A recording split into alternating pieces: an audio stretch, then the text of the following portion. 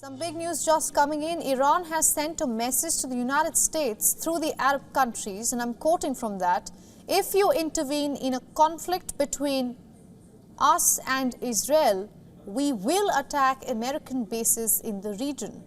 Earlier, we reported how U.S. Secretary of State Antony Blinken had urged his counterparts from Saudi Arabia, Turkey, China and European countries to use their influence to dissuade Iran from striking Israel.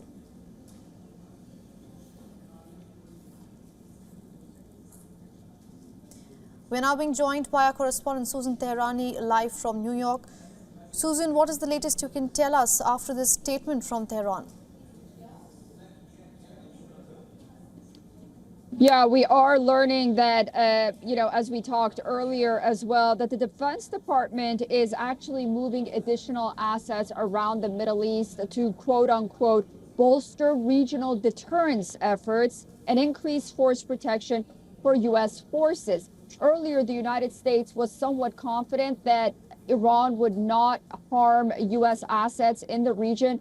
But hearing from Iranian officials through their Arab mediators to the United States, then now, all options are basically on the table. It's also important to note that the United States also believes, and Israel believes this as well, that even though Iran has made these comments, what happens on the ground, because there's a likelihood that this attack, if it happens, is carried out by Iranian proxies, Iran, its government, Iran's supreme leader, doesn't have a complete command and control on what happens on the ground.